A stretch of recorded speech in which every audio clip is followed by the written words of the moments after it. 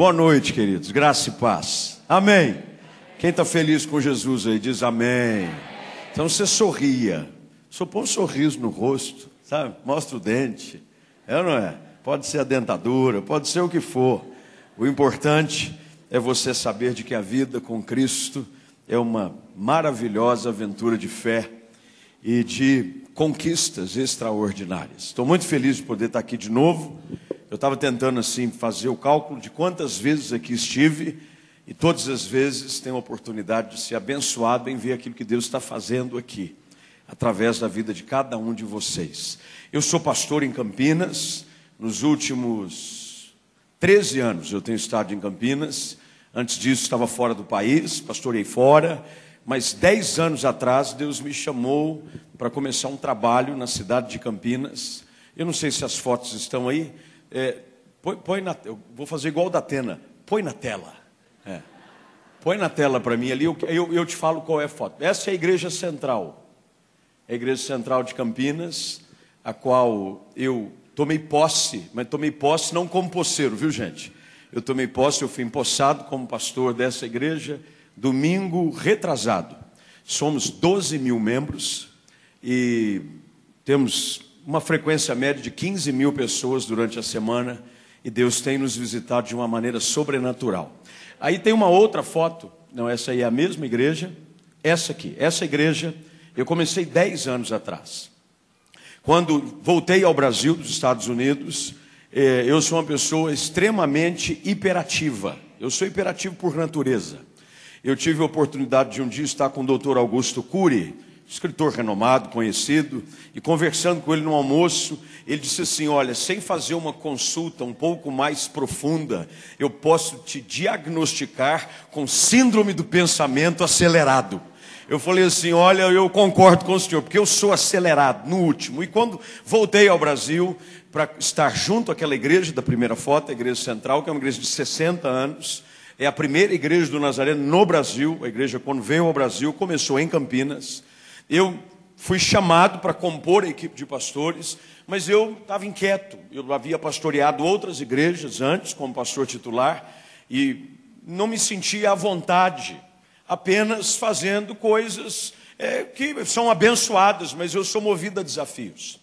Foi quando eu recebi o desafio de começar um trabalho no lado norte da cidade, ligado à igreja mãe, que nós tivemos uma direção de Deus de dar um nome fantasia, é uma igreja do Nazareno, mas nós demos o nome de Comunidade da Esperança. E 10 anos atrás, Deus me deu um slogan, copiado hoje aí, para tudo quanto é canto, principalmente pela Lagoinha. Eu falo, se estiver gravando, Felipe, cria vergonha. Chamado Um Lugar de Novos Começos. Começamos assim porque Deus havia me chamado para a mesma cidade, para estabelecer ali um lugar onde o Evangelho levasse as pessoas a crer, de que não importa o que elas tenham vivido até ali, Deus é poderoso para fazer nova todas as coisas. Na vida de pessoas, em famílias, independente do contexto, nós cremos num Deus que traz à existência as coisas que não existem. Você não precisa ter nada. Aliás, Deus não conta muito com a sua matéria-prima. E se conta, Ele não faz muito peso com aquilo que você tem. Moisés tinha na mão apenas um cajado, e ele causou, porque Deus faz coisas extraordinárias em meio a cenários ordinários. É por isso que Deus prefere escolher as coisas loucas desse mundo. Eu acho que é por isso que Ele me escolheu. Deus quer usar aqueles que nada são, para que a glória seja dele. Deus não divide a glória dele com ninguém. A glória é toda dele. E eu fui chamado para começar esse trabalho e havia voltado há pouco tempo, como disse, dos Estados Unidos, com a cabeça um pouco virada, assim, sobre como é que a gente pode trazer para o Brasil uma igreja numa linguagem um pouco mais contextualizada na pregação do Evangelho. E começamos um trabalho, começamos, e Deus nos fez experimentar aquilo que a igreja em Atos experimentava. O Senhor ia acrescentando dia após dia os que eram salvos. E no intervalo de 10 anos, do nada, hoje essa igreja tem mais de 2.500 membros, plantamos mais outras 4 igrejas, e Deus tem prosperado a sua obra. Quando Deus decide fazer, e eu ouvi aqui o testemunho da pastora Rosângela, é assim mesmo que Ele faz. Ele provê os recursos, Ele coloca as pessoas, Ele abre portas, e Ele faz-nos acreditar sempre de que quando nós obedecemos a direção da sua voz, o milagre acontece.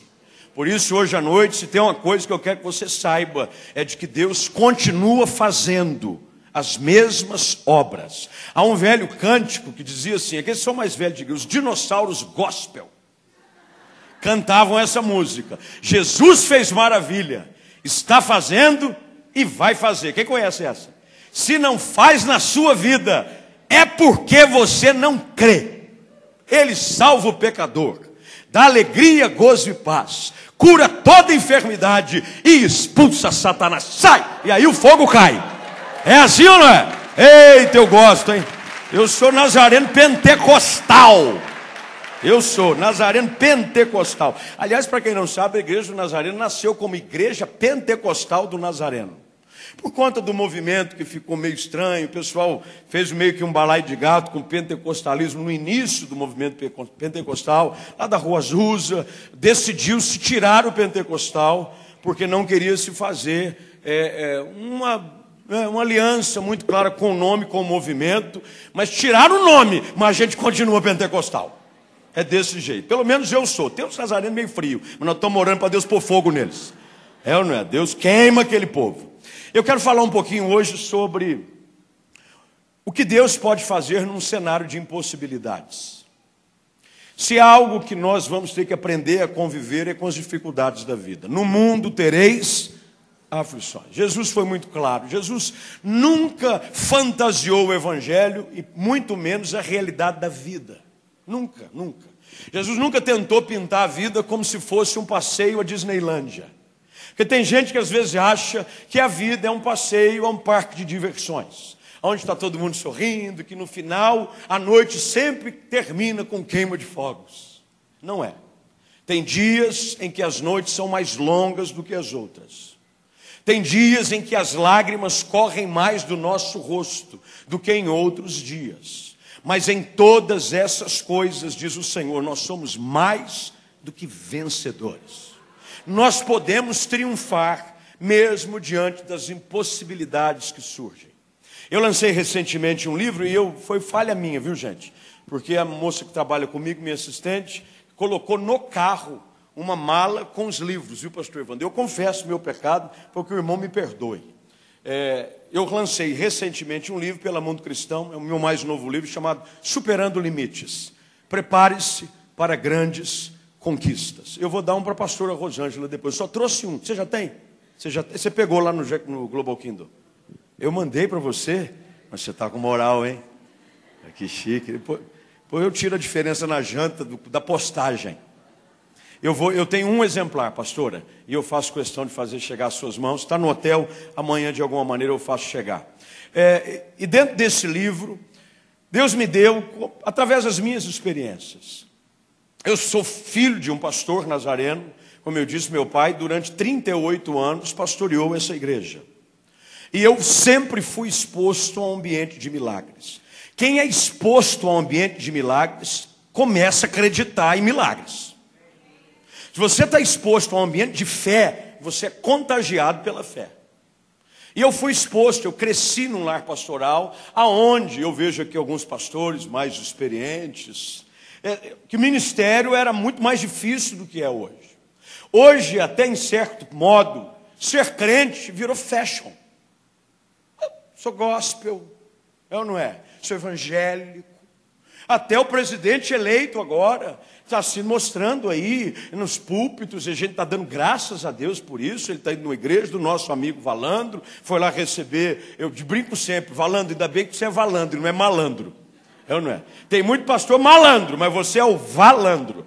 E ele teve na Igreja Batista Atitude, o qual a esposa é membro lá, e o Bolsonaro foi, recebeu uma oração, agradecer pelas orações e pelo livramento de Deus sobre a sua vida. Mas a gente é fruto de uma época que o evangelho e o ministério era muito mais difícil. E eu vivi num ambiente de muita escassez, aonde tudo era o pastor que fazia. O pastor fazia tudo, tudo. Ele dirigiu o coral.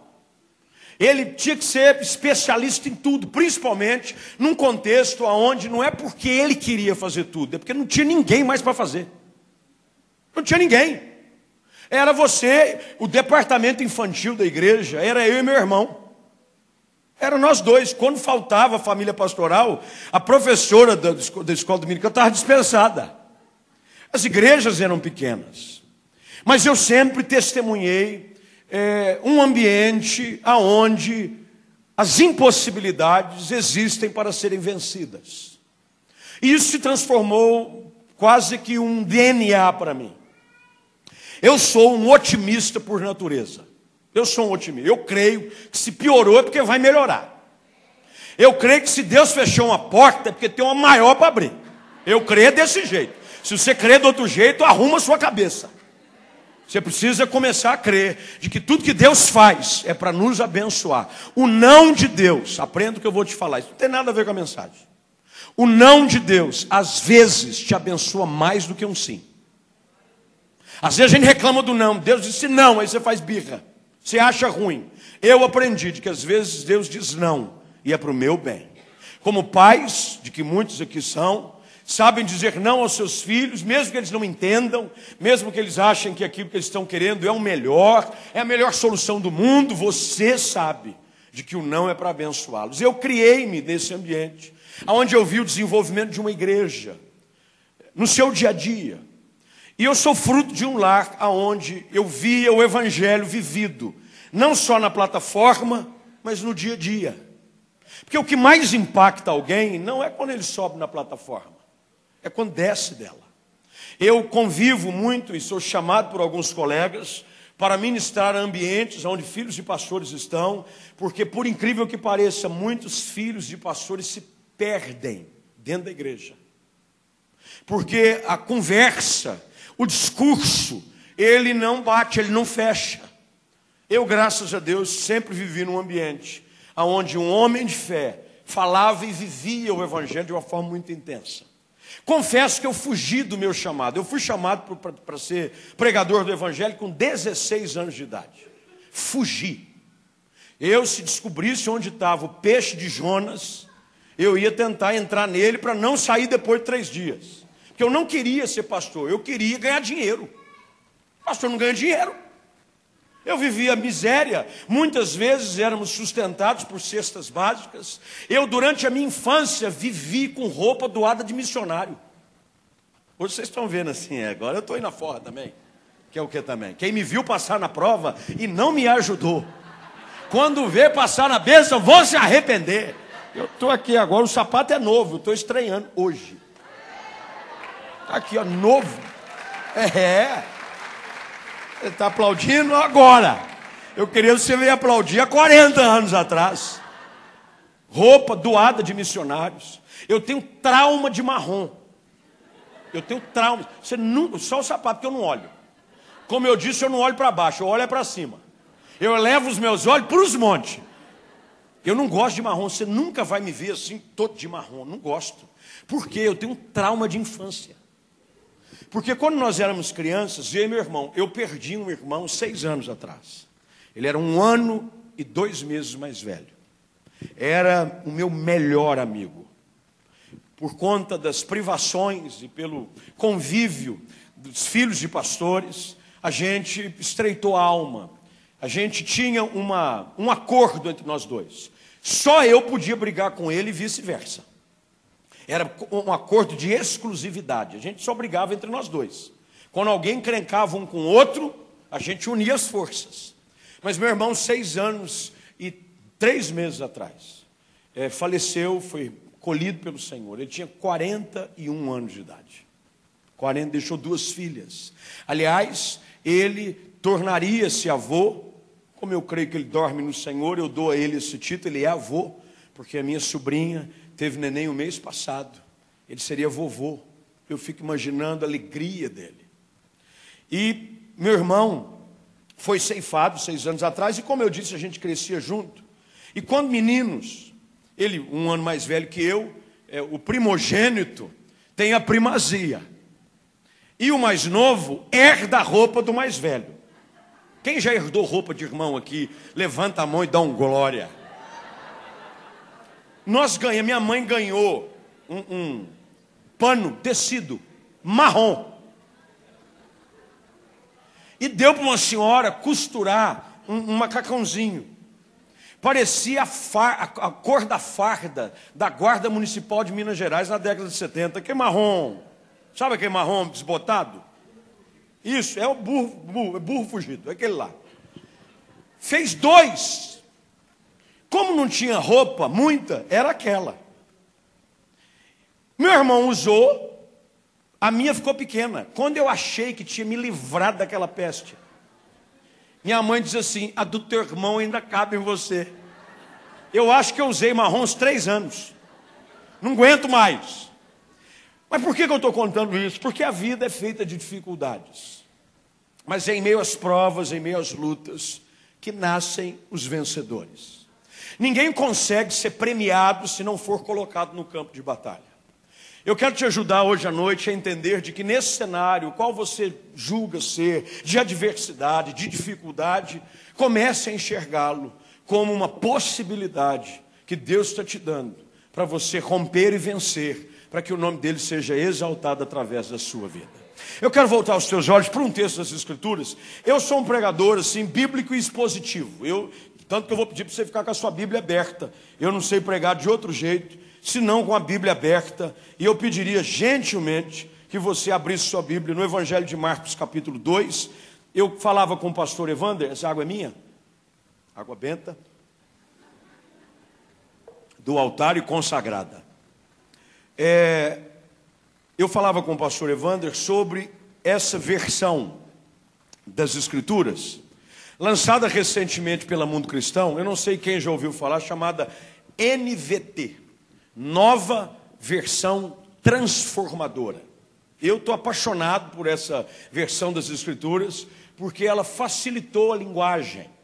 Porque tem algumas expressões na Bíblia, principalmente aqueles mais antigos, que são filhos na fé e foram gerados pela revista corrigida, revista atualizada. Tem umas coisas que você decorou quando menino e você nem sabia o que significava.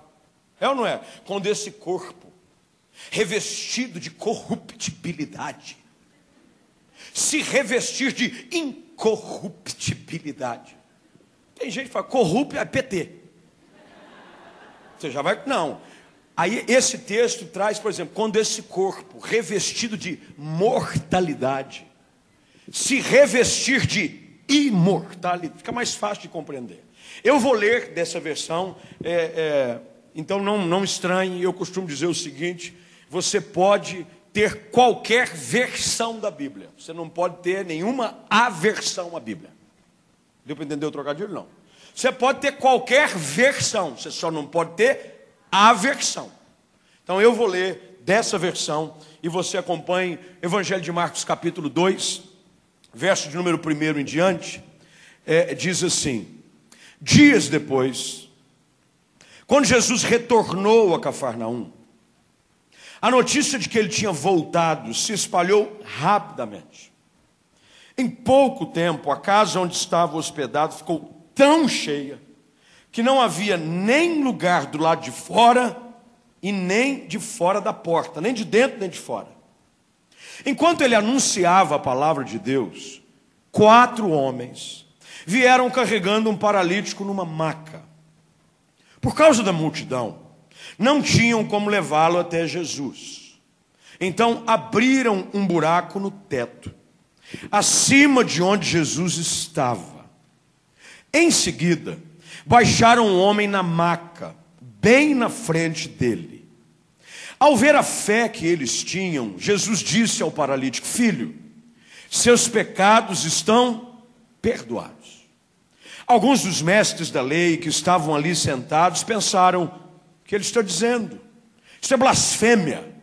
Somente Deus pode perdoar pecados.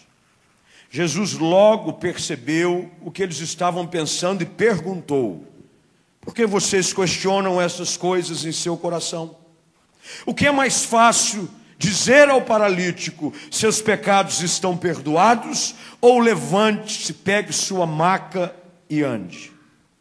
mas eu lhes mostrarei que o Filho do Homem tem autoridade na terra para perdoar pecados. Então disse ao paralítico: levante-se, pegue sua maca e vá para casa.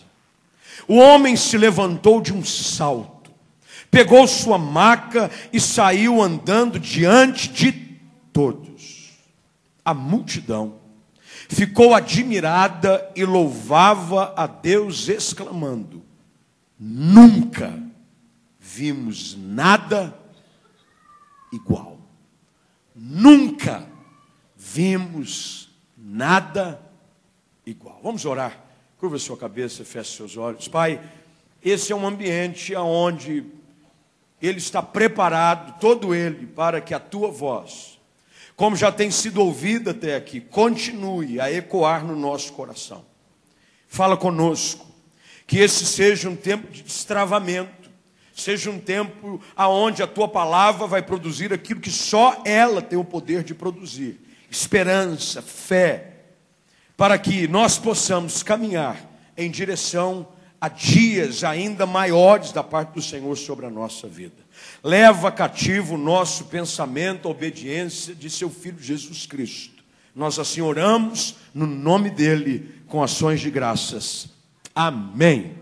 Graças a Deus. A história que você tem diante de você nessa noite é uma história de impossibilidades. A paralisia, ainda mais naquela época, era quase que um decreto de miséria. Hoje você consegue se locomover e ter uma certa mobilidade quando essa pessoa sofre de algum tipo de paralisia. Ônibus são preparados para um acesso facilitado, há vagas todas preparadas, e a ciência avança cada vez mais para facilitar, se não resolver os aspectos da vida de alguém que sofre de algum tipo de paralisia. Algumas pessoas vivem uma vida intensa. Foi eleita pelo Estado de São Paulo, uma senadora, cadeirante. Ela é uma jornalista conhecida, mas ela venceu o pleito como senadora pelo Estado de São Paulo, sendo cadeirante. Hoje nós temos já na história da nossa cidade, em Campinas, uma vereadora e durante muitos anos foi deputada estadual pelo Estado de São Paulo, doutora Célia Leão, cadeirante, mas que ativamente viveu e vive a sua vida pública em prol dos cidadãos de um certo estado. Mas essa verdade não era comum naquele tempo. Viver debaixo de uma paralisia era decreto de miséria e dor. Você vivia quase que como um mendigo. Aliás, quase que todas as enfermidades que geravam incapacidade física estavam linkadas a uma situação de mendigância. Quando você estuda o texto de Marcos 10, a partir do versículo 42, que nos traz a história de Bartimeu, você vai ver de que o adjetivo ligado ao seu nome está em conjunto. Bartimeu era um cego, mendigo. É assim que o texto traz. Estava junto à estrada de Jericó um homem chamado Bartimeu, cego, mendigo. As incapacidades te linkavam a um estado de posição inferior dentro da sociedade. Não era diferente na história desse homem. Esse homem paralítico, não sei por quanto tempo, a Bíblia não nos traz nenhuma outra informação quanto ao estado dessa pessoa, mas sabemos que ela vivia num estado de limitação física. Mas o que eu tenho descoberto é que existem outros tipos de paralisia sem ser a paralisia física. Eu conheço gente que tem toda a mobilidade motora, mas é paralítico na alma.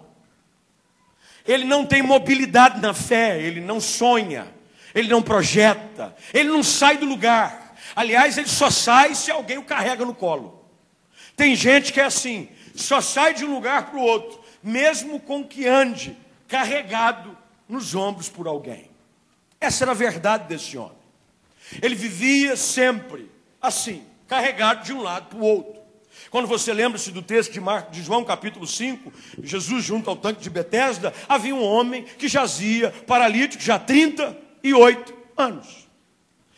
Acreditava-se, essa era a crença mística da época, que de tempo em tempo um anjo vinha do céu, mexia a água, e o primeiro que entrasse dentro dela seria curado de toda e qualquer enfermidade que possuía. Jesus chega ali, encontra ali uma grande multidão de pessoas enfermas, e vai na direção desse coxo, e diz para ele: você quer ser curado? Qual a resposta dele?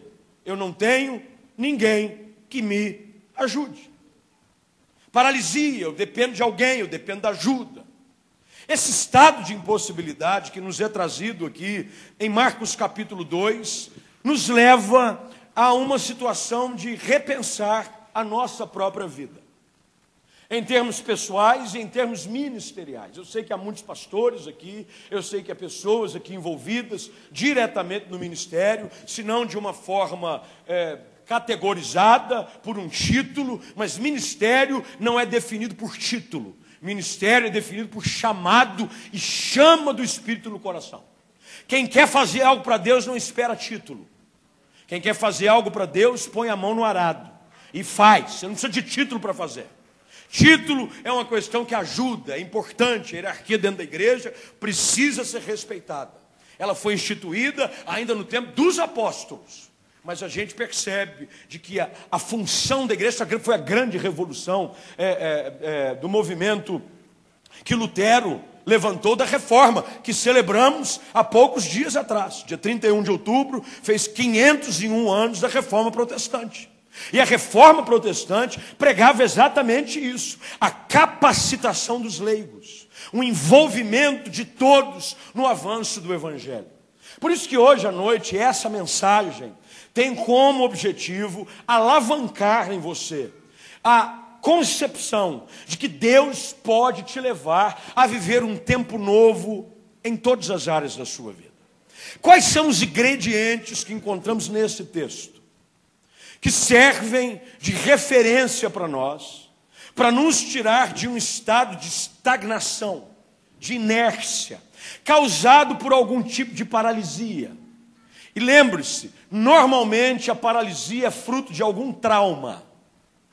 Recentemente, quando eu digo recentemente, já faz alguns anos, o Brasil ficou chocado com o acidente daquela ginasta chamada Laís Souza. Ela era uma ginasta olímpica, disputou algumas Olimpíadas e havia sido convidada pelo Comitê Olímpico Brasileiro para disputar as Olimpíadas de Inverno. Eu não me lembro em qual lugar. Mas num dos treinos, ela caiu de mau jeito, quebrou a cervical e está tetraplégica. Vivia mobilizada, pulava, dava saltos, fazia movimentos dignos de notas altas, mas um trauma veio e a paralisou. Os traumas existem, os traumas nos paralisam. Eu conheço gente que tinha um chamado, que tinha uma chama ardendo, mas algum trauma o paralisou. Frustrou-se numa igreja, frustrou-se com alguém, frustrou-se na caminhada, teve um trauma, teve uma queda, alguma coisa aconteceu e o deixou no chão. Não sonha mais, não quer fazer mais nada, vive parado, vive sendo carregado, mas deixa eu te dizer, Deus não nos chamou para esse tipo de vida. Deus nos chamou para vivermos uma vida intensa, plena no poder do Espírito, para fazermos coisas grandes para um Deus grande. Eu não sei que tipo de trauma esse moço sofreu. Eu não sei se foi algum tipo de má formação genética. E aqui a gente podia aprofundar, e eu não sei quanto tempo eu tenho. Mas tem muita gente formada de forma errada e já nasce paralítica. Alguns tipos de gestações. Gente que é gerada de uma maneira errada, algum tipo de anomalia, algum tipo de problema, algum tipo de mal acometeu a pessoa enquanto ela estava sendo gerada no útero da liderança e ela já nasce com problema. Acontece. Eu não sei qual é a realidade da sua vida, eu não sei qual é o fato que você vive hoje. O problema aqui é claro, havia um homem paralítico. O que acontece? O que acontece nesse dia? O que eu fico apaixonado pelo poder de Cristo é de que Deus tem um poder num dia, numa noite como essa, mudar realidades. Não sei quanto tempo faz, não sei quanto tempo foi, isso aqui não nos é trazido no texto, mas o que importa é que Deus pode, num encontro, mudar o seu destino. Deus pode, num encontro, mudar a sua sorte. Deus pode, num encontro, transformar o seu sofrimento num início de celebração, em nome de Jesus. A Bíblia diz que tinha Jesus estado mais uma vez em Cafarnaum. Até que horas eu tenho? Até 9h15? Não dá nem introdução. Amém. Vamos lá, o que der a gente fica. Senão a gente vira vigília. Eu já disse que eu sou pentecostal mesmo. A gente canta os corinhos do fogo. É ou não é? A gente tranca a porta porque aí ninguém sai. E ficamos aqui. Cafarnaum era uma cidade conhecida como lugar de refúgio para Jesus. De tempo em tempo, Jesus voltava para Cafarnaum. Era como se fosse o centro do seu ministério na região da Galileia. Alguns acreditam que assim era porque Jesus havia encontrado um lugar de abrigo na casa de algumas pessoas. E alguns acreditam que a casa citada no texto provavelmente era de Pedro, se não de sua sogra. O que acontece é que depois de algum tempo, quando o ministério de Jesus se torna intenso e efetivo, ele não conseguia mais voltar para a cidade no anonimato. Multidões o seguiam. As notícias corriam de que um homem de Nazareno.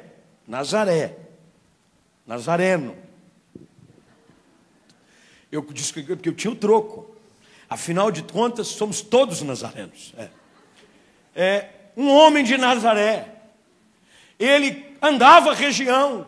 E a notícia que corria era: qualquer pessoa que viesse, com qualquer tipo de problema, enfermidade ou mal, era curada e liberta. Isso quer dizer que onde quer que ele chegava agora, a fama o precedia. Não havia WhatsApp na época, porque hoje em dia, meu irmão, você imagina Jesus nos dias de hoje. Você já imaginou? WhatsApp, grupo de WhatsApp, os curados por Jesus. Não ia dar conta, o WhatsApp ia pirar. Eu ia fazer parte desse grupo, gente que foi transformada, um grupo, lista de transmissão das famílias transformadas pelo poder do homem de Nazaré. Não tinha nada disso, mas tinha o telefone sem fio. E tinha muita irmã na época, deixa eu terminar, que controlava os maridos, dizendo: para de fofocar. Vocês não estão vendo como as irmãs são preconceituosas? Eu nem terminei de falar. Corria-se a notícia. De repente, ouve-se falar de que Jesus está de novo em Cafarnaum. O culto enche. A casa está cheia. Você quer alegrar pastor, é ver a igreja cheia. Eu não gosto de gente em nenhum outro lugar, a não ser na igreja. Não gosto de gente em shopping. Se você gosta de ir em shopping cheio, Deus te abençoe. Eu não gosto. Eu não gosto de nada, não gosto de supermercado cheio. Eu não gosto nem de avião cheio. Mas eu amo igreja cheia. A casa estava cheia.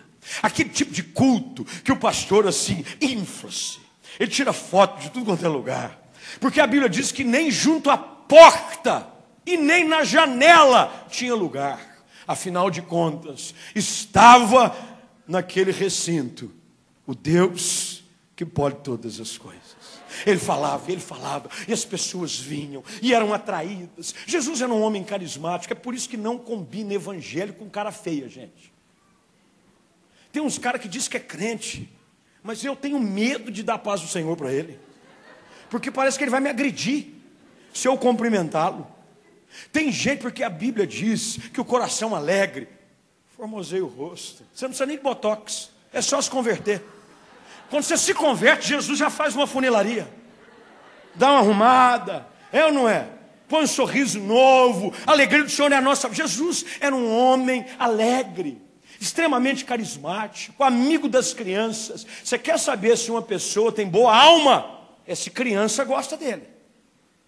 Criança tem um negócio. Se a criança não chega perto do cara, foge. Porque a criança, ela é atraída por um sorriso. Eu gosto de ver, às vezes, crianças chegarem no pé dos... Pastor tem que ser amigo das crianças. O bom pastor era amigo das crianças. O ministério já queria começar errado. Os apóstolos querendo proibir as crianças de ver Jesus. Jesus já exorta geral, diz: oh, os chatos são vocês. Criança não atrapalha culto. O que atrapalha culto é adulto. Criança não atrapalha culto. Criança diz: deixai vir a mim os pequenos, dais o reino dos céus. Tinha gente, o departamento infantil da casa, primeira casa, aonde o culto cheio aconteceu, estava cheio. E o primeiro ingrediente é colocado em ação. Pega uma caneta e um papel, eu tenho 20 minutos, e eu prometo que não vou ficar neles apenas. Uma caneta e um papel. Anota isso em algum lugar, pega o seu smartphone, anota no rodapé da sua Bíblia, grifa, puxa uma seta, marca em algum lugar, pede a mão do seu vizinho emprestada. Não é? Deixa eu anotar na sua mão, e depois você faz cola, tudo mais. Mas eu queria que você anotasse. Primeiro ingrediente, para que um cenário de impossibilidade seja transformado, é um ambiente onde a palavra de Deus é ministrada. Onde a palavra de Deus é ministrada, coisas começam a ser geradas. Se você parou e atenção comigo para o texto diz no verso de número 2 ainda: em pouco tempo a casa onde estava hospedado ficou cheia, não havia lugar nem do lado de fora da porta, enquanto ele anunciava-lhes a palavra. É importante você estar num ambiente onde a palavra é ministrada. A fé vem pelo ouvir o quê? O problema é que tem muita gente que fica exposto a um ambiente num discurso negativo.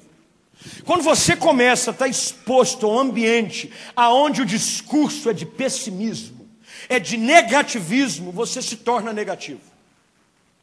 Quanto mais você está exposto à palavra, mais cheio de fé você fica. Você precisa da palavra.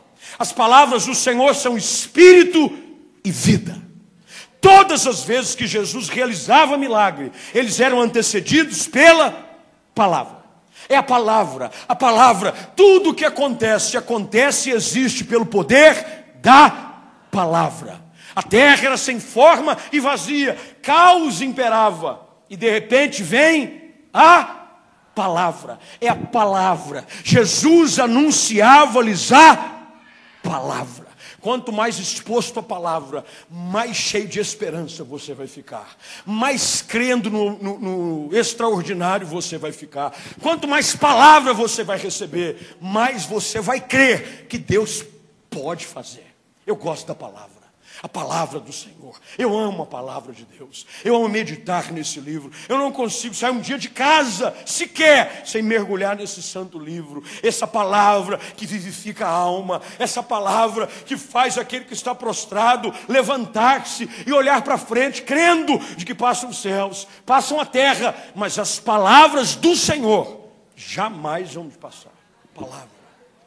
O que nós precisamos é de palavra. Tem pouca palavra hoje, tem muita ideia, tem muita técnica, tem muita teoria, falta palavra.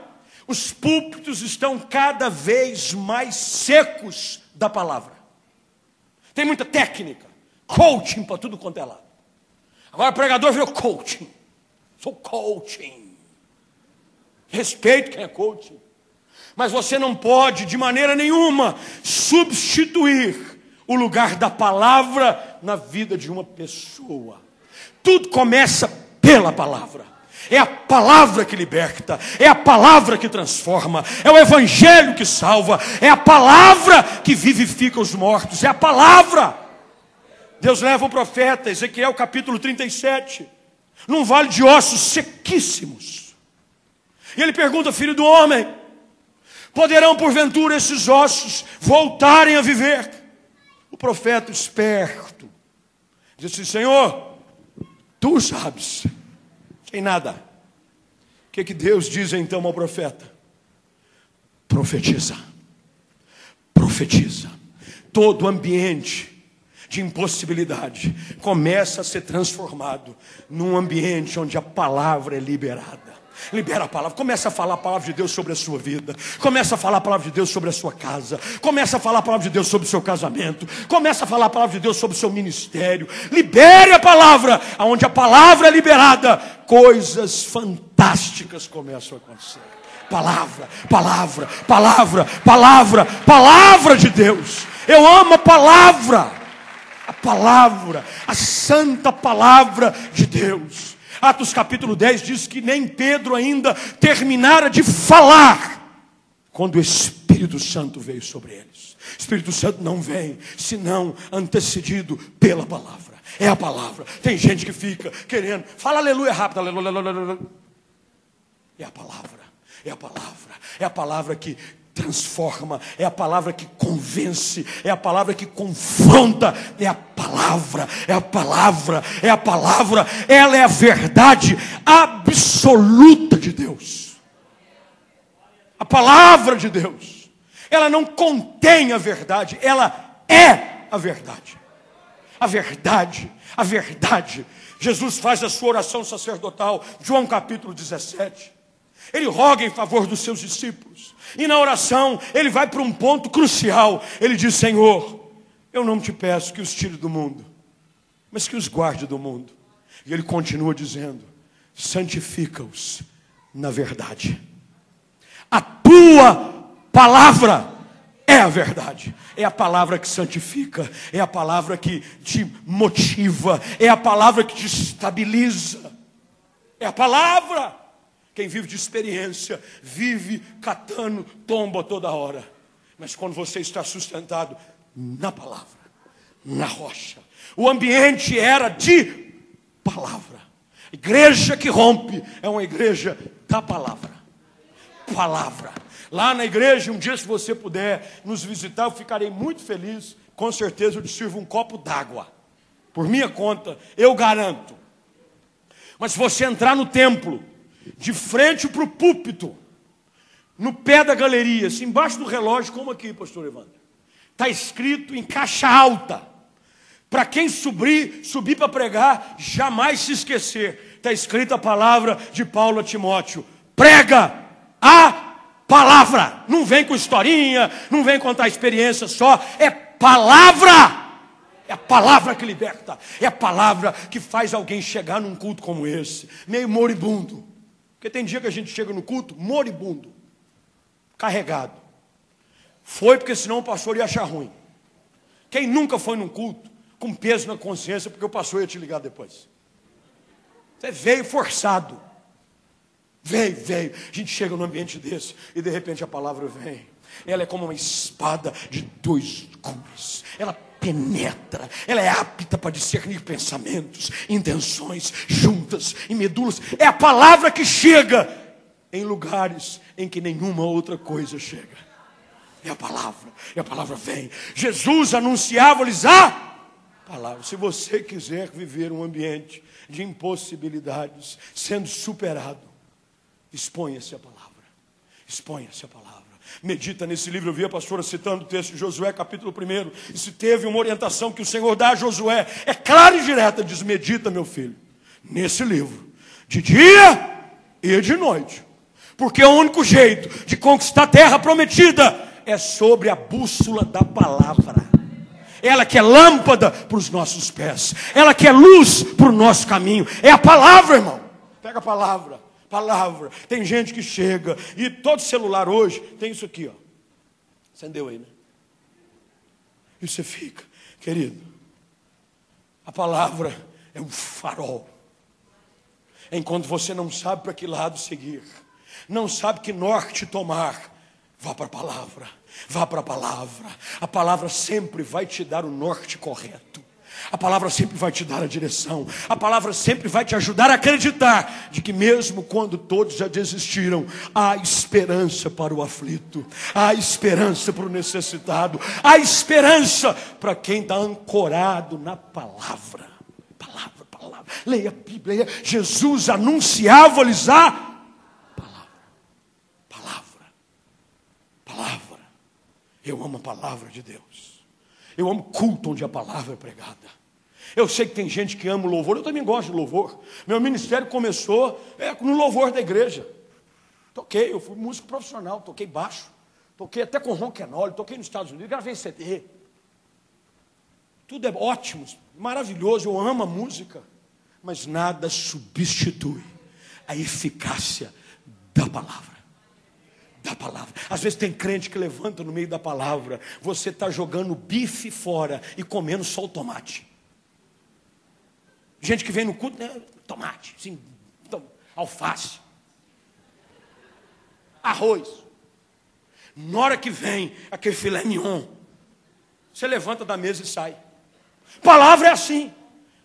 Eu fui criado num ambiente onde o centro do culto é a pregação da palavra. Palavra, palavra. Que quando Deus fala, cale-se diante dele toda a terra. Palavra. Porque uma palavra de Deus hoje à noite para a sua vida muda os seus horizontes. Uma palavra de Deus, uma palavra. Quando Ele fala, as realidades mudam. Quando Ele fala, uma palavra de Deus hoje sobre a sua vida transforma a tua realidade, muda a tua família, muda o teu contexto. Palavra, é por isso que você tem que sentar junto à mesa do Senhor como um faminto. Você senta, bota o guardanapo no pescoço e diz: serve, Pai, a tua palavra. A tua palavra é pão, a tua palavra é vida, a tua palavra é alimento, a tua palavra. Jesus anunciava-lhes a palavra. Segunda coisa, são só 37 pontos, mas eu creio que Deus me ajudará. Segunda coisa, para que um ambiente de impossibilidade seja transformado, não é apenas necessário a palavra. A palavra é importante, ela é crucial, ela é vital. Mas o texto diz que esse moço estava bem acompanhado. Ele estava cercado daqueles que eu chamo de o quarteto fantástico. Quem é dessa época do desenho?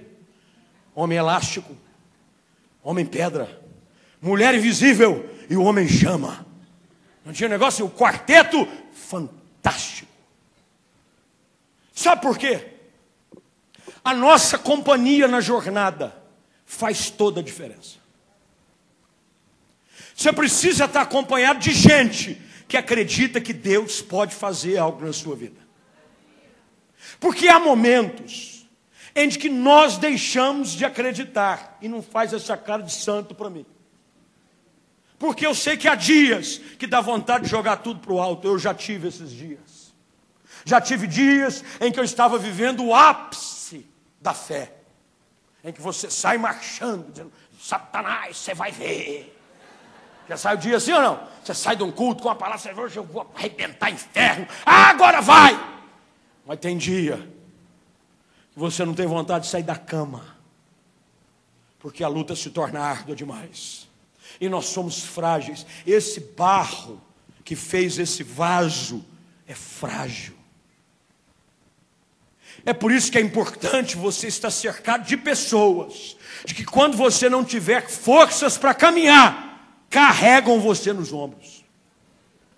Eu tenho descoberto de que muito mais importante do que o destino é a companhia na jornada. Uma viagem mal acompanhada se torna uma tormenta. Você já viajou com mala? Eu não estou dizendo com mala, é com um ou uma mala. Você pode estar indo para Paris, mas a viagem se torna uma viagem para a Síria em plena guerra. Porque tudo é ruim. As boas companhias são importantes. Você precisa estar ladeado de gente que acredita no seu milagre, gente que torce por você, gente que te encoraja. A Bíblia diz que as más conversações corrompem os bons costumes. Provérbios diz que aquele que é amigo do sábio, sábio se torna. Mas aquele que anda com um tolo, vira tolo. Que quando você anda com gente que não crê, você vai começar a não crer. Agora, quando você anda com doido, você fica doido. Por isso que eu usei o início aqui do ambiente. Eu fui gerado num ambiente aonde a gente cresceu crendo de que tudo é possível ao que crê. A história desse moço começa a ser mudada por conta da companhia, cercado de pessoas, de gente que o encorajava. Há um estudo que diz que você é a média das 5 pessoas com que você mais convive. Aí eu te faço uma pergunta: com quem que você anda andando aí? Porque tem gente que diz assim: imagine, isso não influencia. Então a Bíblia está errada. Nós somos influenciados pelos nossos relacionamentos. Escuta o que eu vou te falar. Não existe relacionamento neutro. Um relacionamento, ou ele te abençoa, ou ele te atrasa. Ou ele te leva mais para perto de Deus, ou mais para longe de Deus. Não existe relacionamento, é isso aí. Todo mundo influencia alguém de alguma maneira. Todos nós somos influenciados e somos influenciadores. Você precisa saber com quem você anda. Quando Deus quer abençoar alguém, Ele manda uma pessoa. Quando o diabo quer atrasar a vida de alguém, ele manda uma pessoa. A sua conexão com alguém destrava o ideal de Deus para a sua vida. A sua conexão com a pessoa errada trava o ideal de Deus para a sua vida. Eu dou graças a Deus pelas divinas conexões do caminho. Ninguém chegou a nenhum lugar. E se você parar para olhar para a sua própria vida, fazer assim uma retrospectiva na sua alma, você vai ver de que você chegou até aqui porque alguém te ajudou no caminho. E se você parou em algum lugar, lembra da peste também.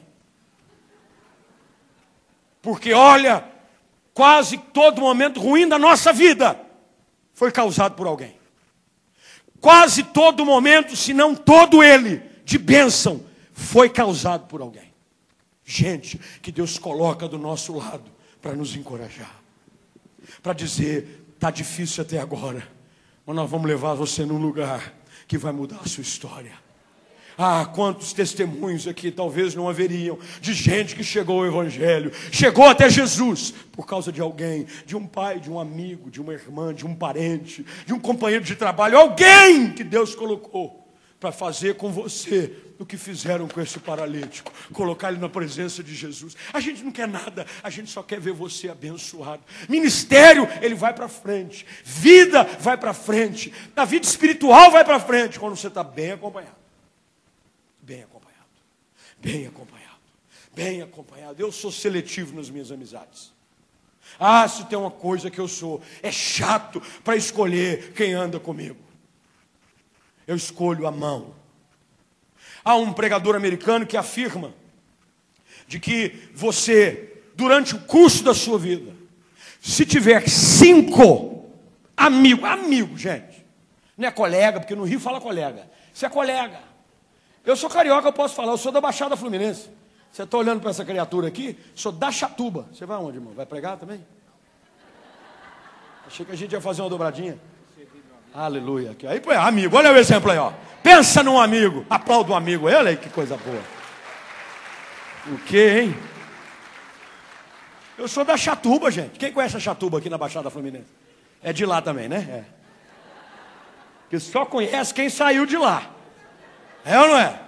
Eu sou da Chatuba. E lá diz é colega. Isso é colega. Colega, meu irmão. Colega todo mundo é. Esse pregador fala que se você tiver 5 amigos durante a sua vida toda, porque há amigos sazonais, são relacionamentos sazonais. Gente que passou na sua vida por um período, bênção. Deus colocou por um período, Deus tirou para colocar outro. Não reclama do que Deus tira, Deus só substitui por coisa melhor. E não estou dizendo que um é melhor do que o outro, é porque um teve um propósito diferente do outro. É assim que funciona.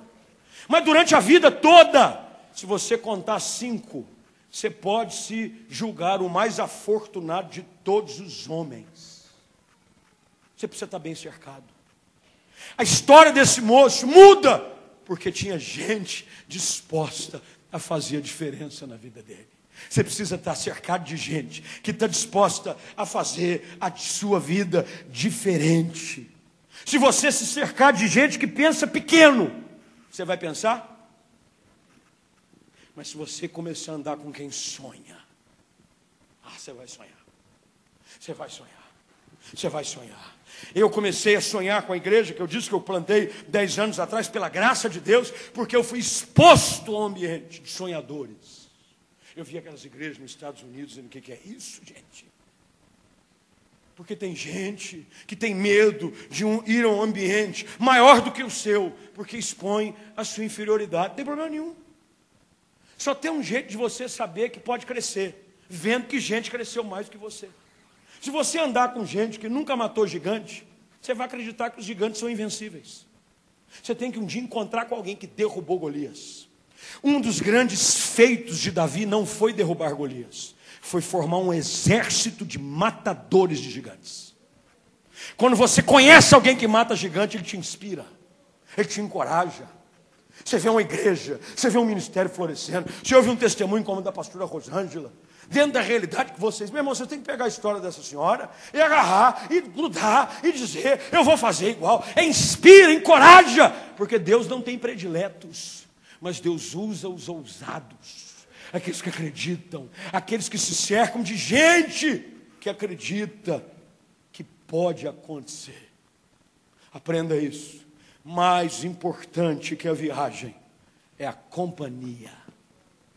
Mais importante que a viagem é a companhia. As grandes decisões da vida de uma pessoa se dão pelas alianças que elas fazem. Uma aliança mal feita te gera dor de cabeça. Pergunta para Josué. Veio lá o pessoal com os pão bolorentos, com as roupas bem rasgadas, um tal de Jabonita. Igual uma vez eu fui, um menino da igreja falou assim para mim: pastor, conta aquela pessoal da Jabonita. Jabonita? Jabonita, pastor, está na Bíblia Jabonita. Gebeonita. Aquele povo chega, todo: faça uma aliança conosco. Aí Josué cai na conversa e arruma briga, encrenca, que não era dele. Uma aliança faz diferença. Terceiro lugar, porque o tempo já foi embora. Em direção à sua jornada de conquistas, espere a adversidade. Você está achando que vai ser fácil? Quando eles chegaram na casa, eles não acharam lugar. Olha o verso 4. Por causa da multidão, não tinham como levá-lo até Jesus. Aprendam outra lição aqui, por favor.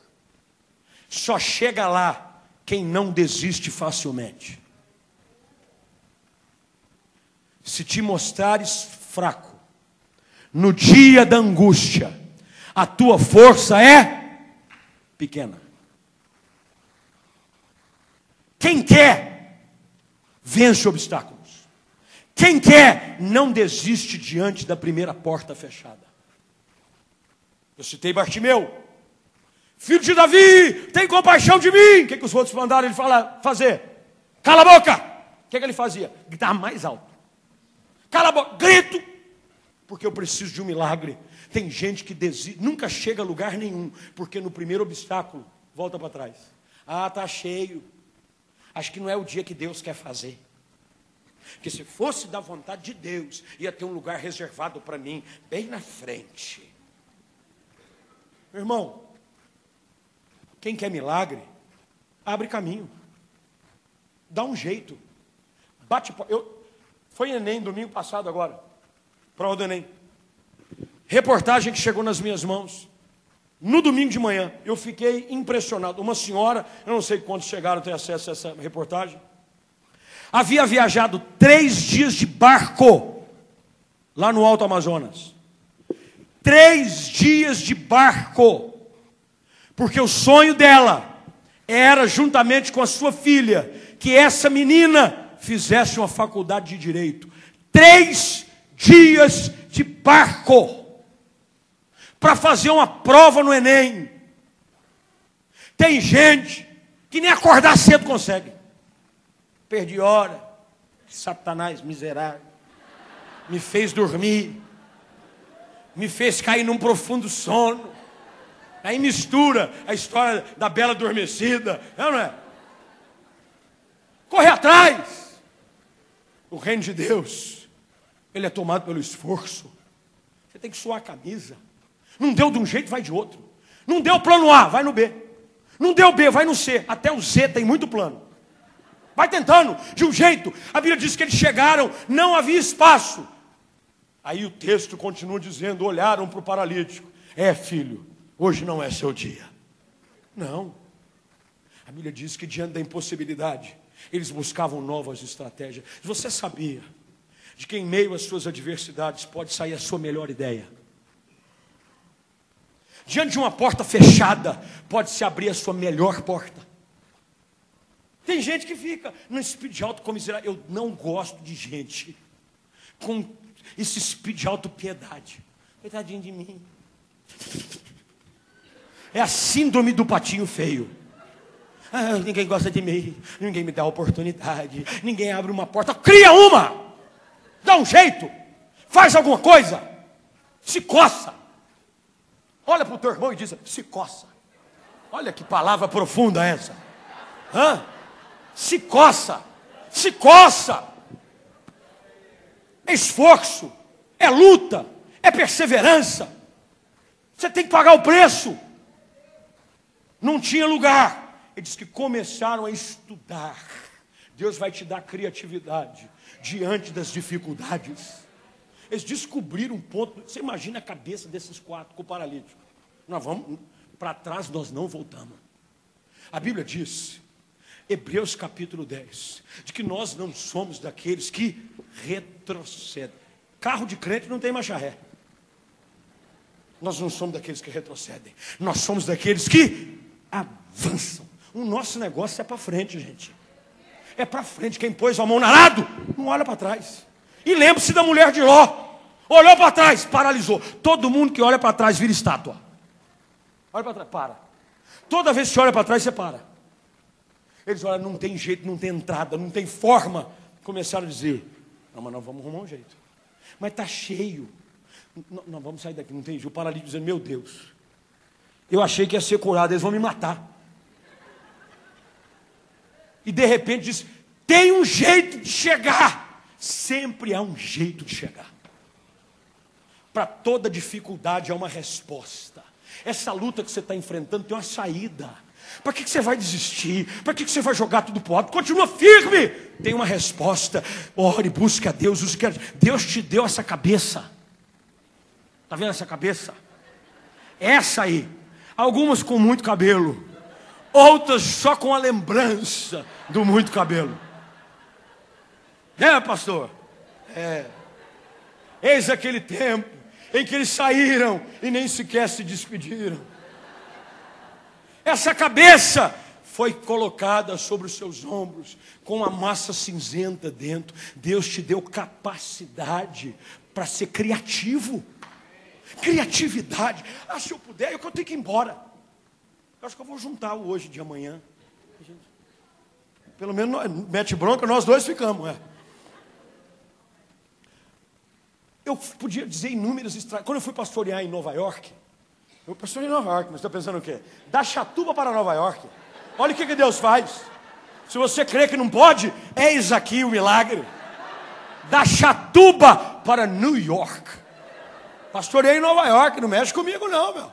Que respeito o rapaz aqui. Igreja brasileira. Eu assumi igreja no meio de uma crise horrível.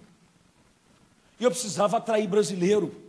A comunidade brasileira, a igreja estava assim mal vista na sociedade. Tinha tido uma crise anterior, um problema com a família pastoral. E aí mancha, tá aquele negócio, eu falava, eu preciso trazer esse povo. Esse povo não vem. Distribuía panfleto, ia bater nas padarias. Porque você quer encontrar brasileiro nos Estados Unidos, é ir nas padarias brasileiras. O povo está tudo lá. Se é mineiro, está comendo pão de queijo. Se é carioca, está comendo feijoada. Está tudo lá. E eu ia, chamava, nada. Até que um dia, Deus me deu uma ideia. Eu vou fazer um churrasco grátis. Meu irmão, aí vem. Eu falei, eu vou fazer um churrasco. Eu vou promover um churrasco para a comunidade brasileira grátis. Eu falei, Deus, mas como é que eu vou fazer um negócio? Carne. Hoje você vai nos Estados Unidos, tem açougue. Picanha. Naquela época, eu estou falando de 20 anos atrás. Eu estou novinho, mas a carcaça já rodou bastante. 20 anos atrás. Eu pastoreando esse ano, eu faço 24 anos de ministério de tempo integral. 20 anos atrás, não tinha nada desse negócio de carne. Aí Deus falou assim, mobiliza, lança ideia. Toda ideia que você compartilha, se você não vender a sua visão, se você não verbalizar a sua visão, você não vai conseguir trazer mais gente.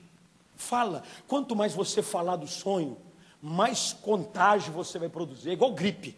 Quanto mais você espirrar, mais você contamina os outros. Espirrou, contamina, espirrou, contamina, espirrou. Crente com visão é igual gente resfriada, espirra que contamina. Eu não espirra na mão e pega na mão de alguém. Fala. Eu comecei a falar. Aí pensei, pastor, eu conheço um cara aí, Deus mandou para a igreja, um menino que havia chegado, olha como Deus faz. O pai dele era dono de um açougue no Brasil. Então ele sabia cortar as carnes, porque lá a carne antes vinha numa peça só. Misturava alcatra com picanha, com maminha, era uma coisa só. Ele falou, pastor, eu sei cortar a carne. E eu dou de presente uma peça. Ele falou que tem gente que assim, fica com inveja da oferta do outro. Ele deu, eu vou dar também, que conversa é essa? Principalmente quando a oferta é pública. Tem gente que desafia a gente, não é? Eu vou dar um, você fica sem jeito, aí você dá de obrigação. Eu também dou um, pastor. Aí o outro do lado, eu dou outra peça. Eu sei que nós nos mobilizamos. Éramos poucos.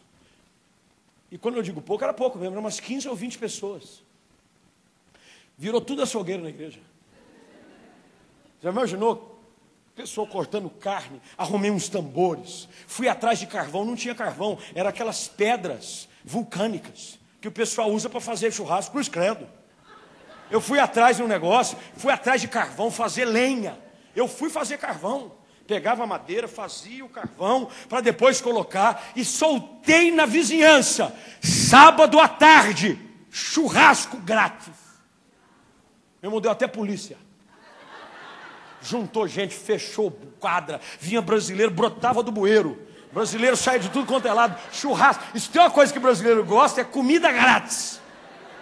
É ou não é? Falou que é grátis, você janta 2 vezes. Grátis.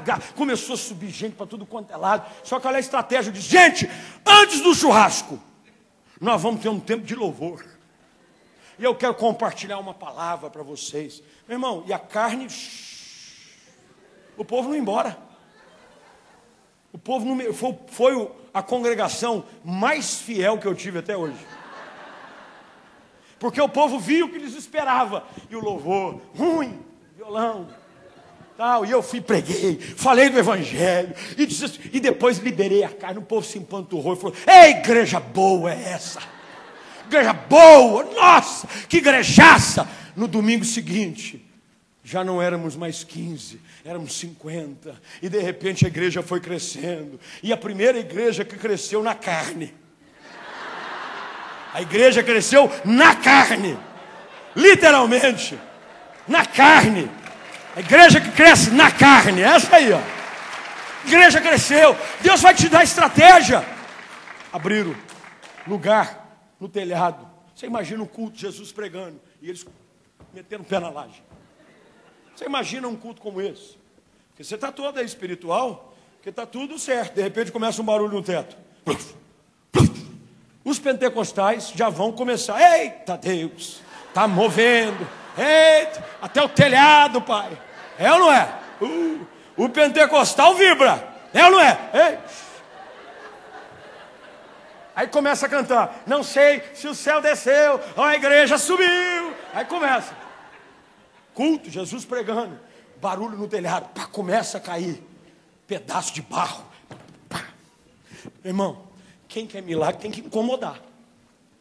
Quem não incomoda, não é visto. Você vai ver depois no texto, que a igreja estava cheia. Mas Jesus viu a fé de quem? Dos 5. A nossa fé precisa ser vista. E para a fé ser vista, tem que fazer barulho, irmão. Eu creio, mas eu creio da minha forma, assim, bastante reclusa. Irmão, você tem que ter fé barulhenta. Você tem que ter fé. fé, começa buraco. De repente, um grita lá de cima e fica imaginando o paralítico, porque não tem como você subir no telhado. Quem já subiu em telhado de casa aqui? Meu irmão, não tem jeito de subir do telhado de casa de uma forma chique. Vou subir no telhado. Eu acho que eles começaram a arrancar a túnica. E o paralítico dizendo, meu Deus do céu, o que aconteceu com esses 4, meu pai? Não, viu, larga assim, paralítico tá bom. Deixa o paralítico, nada, rapaz, nós vamos voltar para casa com você. Jesus vai ver você hoje. Arrancaram túnica. E eu acho que é ali que nasceu a técnica da Teresa. Você sabe o que é Teresa ou não? Teresa é aquela corda que o presidiário usa, que amarra uma camiseta na outra. Eu acho que eles amarraram uma túnica na outra, prenderam na maca e um gritou, puxa! E o paralítico dizendo, Deus de misericórdia, puxando, vai! E o culto comendo lá embaixo. E o povo do lado de fora, desesperado para ver uma mudança de realidade. Começa o buraco. E eles, o texto diz que eles descem a maca. Não tem como passar uma maca, meu irmão, numa fresta. Você imagina o tamanho do buraco que eles não abriram. Vai, passa, ainda não dá. De repente, no meio de um culto, desce alguém que não desistiu do seu milagre. O texto diz, vendo-lhes a fé. Anota aqui para a gente terminar e fica de pé, porque dá aquela pressão que está acabando. Não dá? Fica de pé, porque o pastor quando fala para ficar de pé, você diz, agora acabou. Acabou nada, gente. É só para a gente ficar mais uns 15 minutos de pé. Fica de pé, fica de pé. Deixa eu te dizer uma coisa. Aprenda esse princípio. Sempre haverá recompensa para o seu esforço. O texto diz, Jesus vendo-lhes a fé, disse, meu filho, estão perdoados os teus pecados. E aqui a gente poderia aprofundar-se, mas ele não foi lá para esse negócio de pecado. Mas Jesus sabe que a pior de todas as paralisias não é a física, é da alma. Tem gente que acha que está bem quando está ruim. Mas o texto me ensina de que quando a gente chega na presença de Jesus, Ele faz não só o que eu preciso, não só o que eu quero, Ele faz tudo o que eu preciso. Começa uma dissensão. Porque dentro do culto tem gente que não vai atrás do milagre, tem gente que só vai para criticar. Estava dentro da igreja alguns fariseus. O texto é claro. Alguns mestres da lei. Onde você viu? Como é que pode? Não desperdice o lugar privilegiado que Deus te deu. Tem às vezes gente dentro de um lugar bem sentado, bem acomodado e está desperdiçando. Enquanto tem gente do lado de fora lutando para estar no seu lugar. Vença esse espírito crítico. Ao invés de acusar, ajuda. Ao invés de reclamar, estende a mão. Jesus olha para aquele moço e diz, meu filho, você está perdoado dos teus pecados. E para que vocês saibam que o Filho do Homem tem autoridade. Todo o poder lhe foi dado nos céus, na terra e debaixo da terra. Quando eu estou na presença do Mestre, a cena muda. Jesus olha para aquele moço, e o texto é claro em dizer, ele diz para ele, levante-se, pegue a sua maca e vá para casa. Levante-se. Quando a gente chega na presença de Jesus, nós precisamos estar prontos para reagir a uma palavra de ordem. Levante-se. Mas como assim? Levante-se. E o texto diz que o homem se levantou de um. Eu aqui faço algumas conjecturas no texto, e o texto me dá liberdade para isso. Mas eu acredito de que enquanto seus amigos tentavam de alguma forma achar um lugar para que esse moço chegasse. Ele ouvia, nem se fosse de pé de ouvido, o mestre ensinando do lado de dentro. E a palavra pregada invadia sua alma. E a palavra pregada o fazia acreditar. E na hora que ele teve a oportunidade, ele reagiu à palavra. Não adianta eu ouvir a palavra se eu não reajo à palavra. A Bíblia diz que ele se levanta de um salto. Ele fere todas as leis da física, da natureza. Num salto, ele pega a marca. E eu fico imaginando ele abrindo os braços para os outros 4. Eu creio que os outros 4 já estavam chorando, abraçando. Valeu a pena, olha o esforço. O impedimento acabou. A enfermidade foi embora. Ele está curado. E a multidão começou a exclamar. Não foi a balbuciar e nem a cochichar entre eles. O texto disse que a multidão louvava a Deus.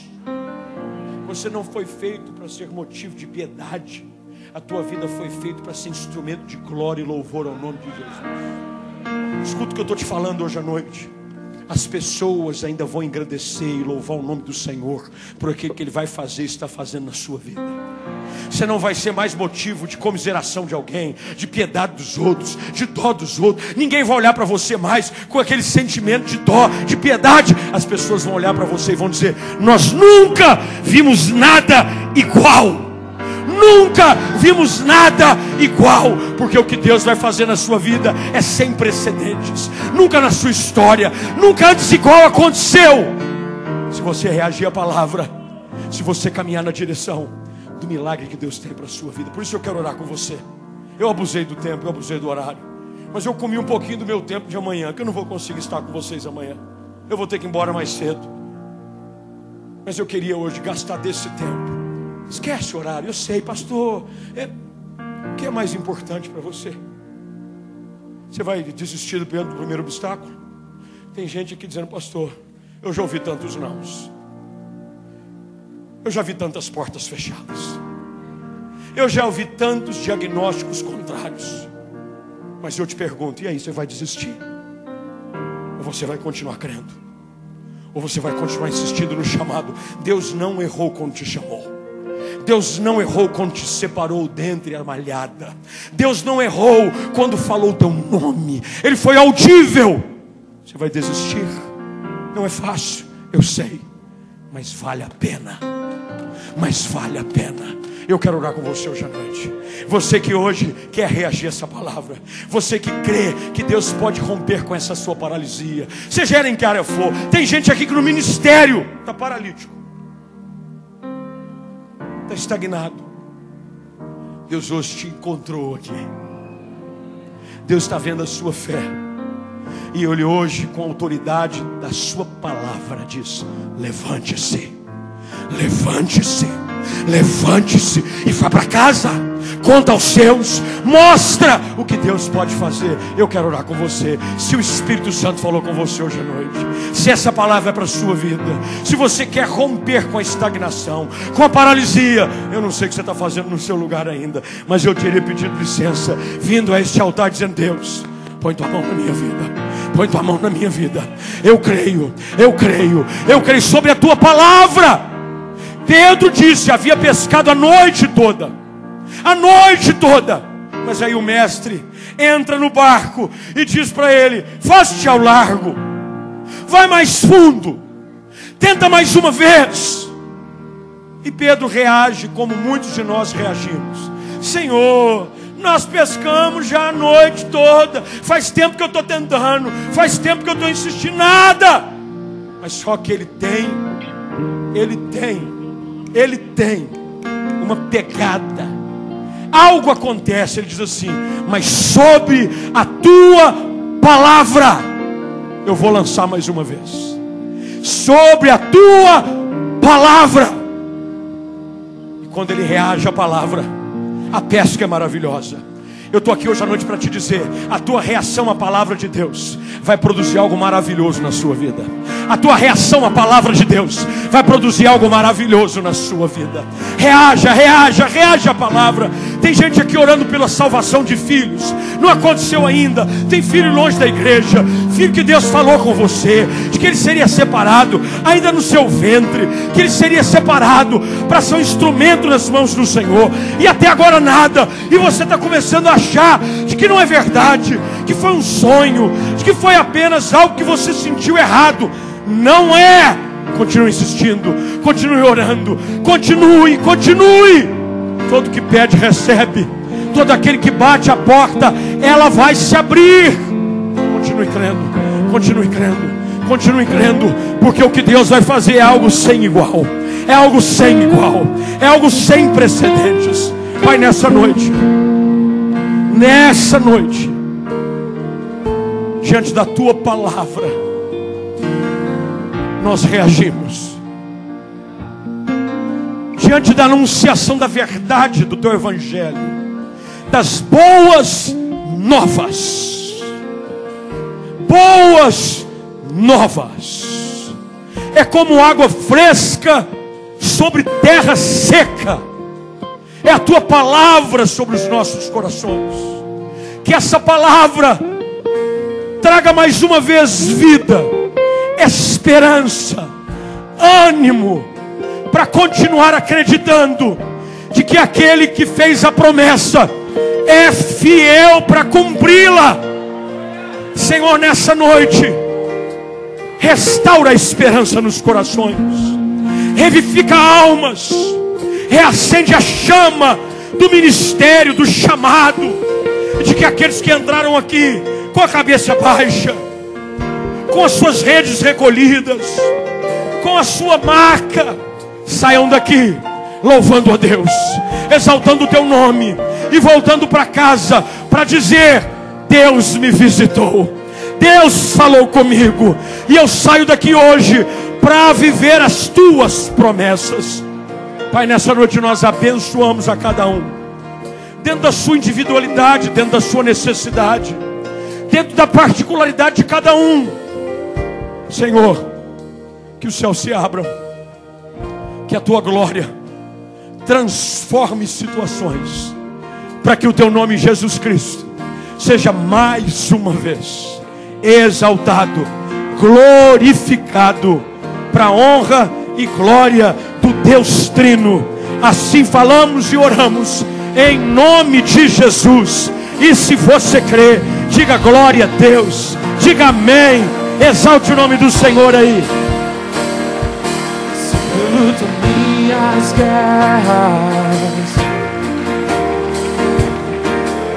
assim que eu luto minhas guerras.